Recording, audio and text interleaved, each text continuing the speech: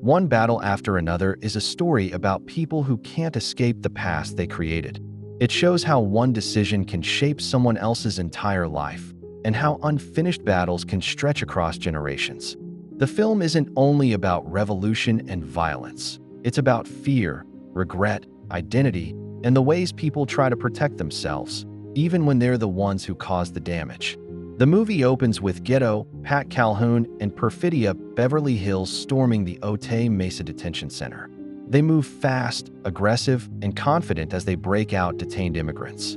The French 75 are shown as a messy but passionate far-left group. And most importantly, the weapons of the imperialist state and this fascist regime! You are a political prisoner of the French 75, motherfuckers! You've been captured by the French 75! Vintage Huerta! Fuck the police! Viva la revolution! During the raid, Perfidia sexually humiliates the officer in charge, Stephen J. Lockjaw.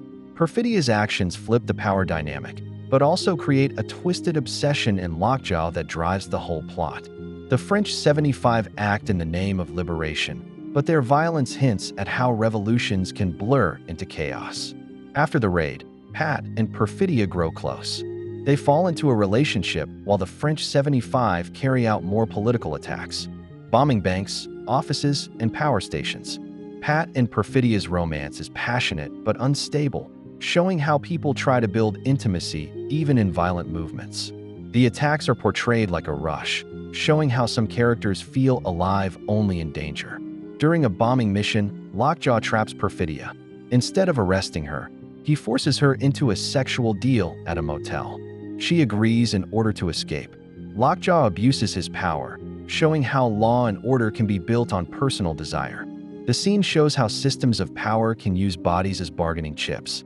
Perfidia gives birth to her daughter, Charlene. Pat wants her to settle down and build a family, but Perfidia refuses and leaves them behind to continue her revolutionary work. Perfidia rejects domestic life, symbolizing her belief that the fight is more important than family. But Pat becomes a single parent, showing the human cost of political extremism. Perfidia kills a security guard during a bank robbery and gets caught. Lockjaw steps in again. He offers freedom in exchange for information on French 75 members. Perfidia turns on her own group, starting a chain of death and chaos. What started as a movement becomes a series of selfish choices.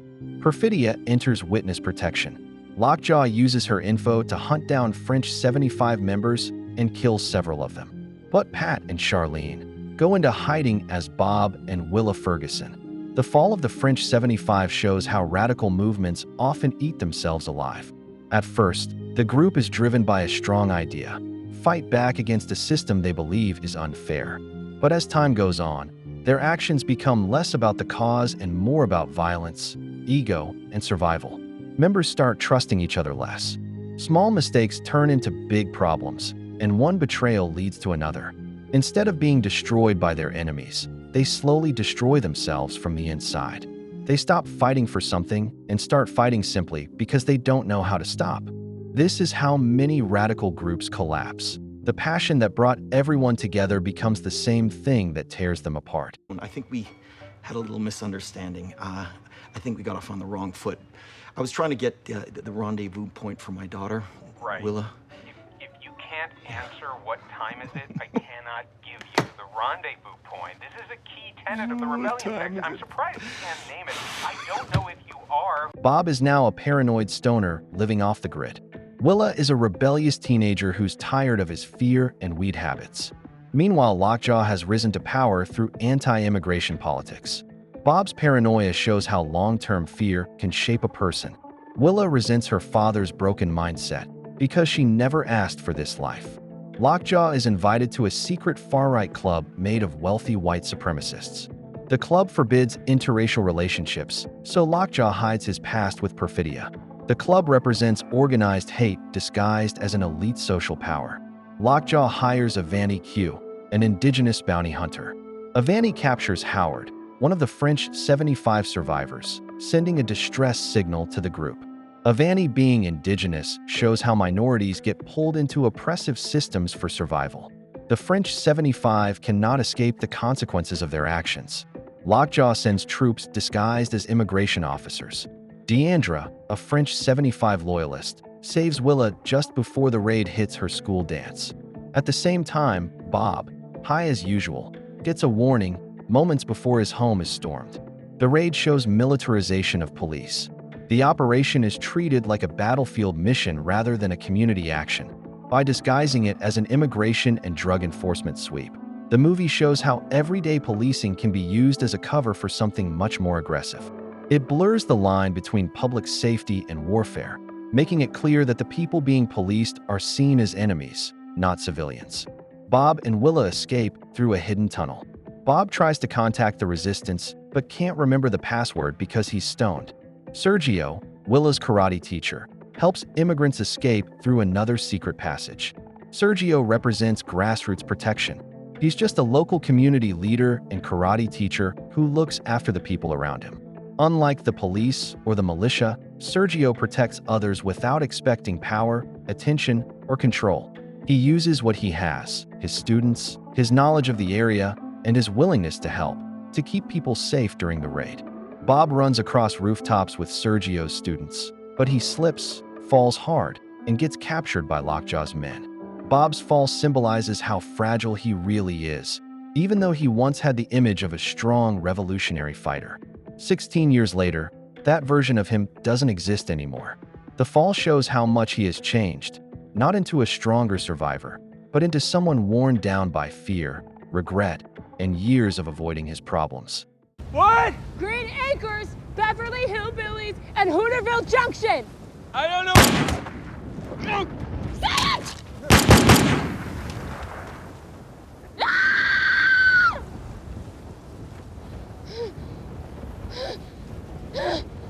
Deandra takes Willa to a convent of revolutionary nuns. Here, Willa learns the truth. Her mother betrayed the French 75 and caused many deaths. Willa's worldview breaks, but the nuns show how activism can become spiritual. Lockjaw's racist club discovers he had a child with Perfidia. They send Tim Smith to kill Lockjaw and Willa. The club's anger shows the twisted obsession with racial purity. Lockjaw reaches the convent, arrests Deandra, and forces a DNA test on Willa. It proves that she is his daughter. This disqualifies him from the club. The DNA test destroys Lockjaw's standing because it confirms the one thing he has spent his whole life hiding, that he has a daughter with Perfidia, a woman the Christmas adventurers would never accept.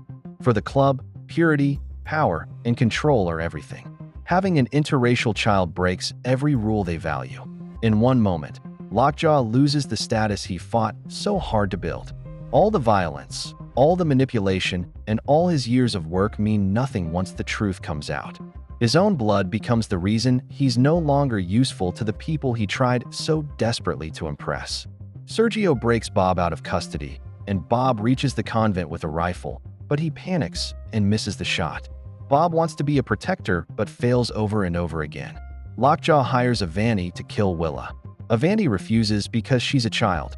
His refusal shows he still has morals. Lockjaw orders him to deliver her to a far-right militia instead. The militia embodies violent extremism at its purest. On his way out, Tim shoots Lockjaw in the face, thinking he killed him. Lockjaw crashes his car, and Bob later finds the wreck and realizes Willa is missing. Even Lockjaw is targeted by his own side, which shows that extremist groups don't actually care about loyalty. They only care about usefulness. The moment Lockjaw becomes a liability, once the Christmas adventurers learn about his past with Perfidia and the possibility of an interracial child, he stops being valuable to them. They erase him just as easily as they erase anyone else who doesn't fit their perfect image. Avanti delivers Willa to the militia, but then has a change of heart. He kills many militia members, but is shot dead. Willa escapes using his car and gun. Avanti becomes the most heroic character in the movie. Willa taking his pistol shows her forced entry into adulthood. Tim chases Willa down a desert highway. She tricks him at a blind summit, causing him to crash, and she kills him after he fails to say the revolutionary countersign. Willa becomes hardened because everything she believed about her life falls apart in a very short time. She learns the truth about her mother, survives violent raids, discovers her real father is the man trying to kill her, and she is forced to kill someone. These experiences force her to grow up fast. and she can't stay a carefree teenager anymore. She becomes sharper, colder, and more careful because the world around her demands it. Bob reaches Willa. She points a gun at him, demanding the countersign. But Bob convinces her to drop the weapon, and they reunite in tears. Willa almost killing her own father is the clearest sign of how far she's been pushed, morally, emotionally, and psychologically. Throughout the film, she learns who Bob truly is, what he's done, and how much of her worldview was built on lies. By the time she confronts him, she isn't the same person anymore. She's someone shaped by betrayal, fear, and a desperate need for clarity. But the fact that she doesn't pull the trigger is equally important.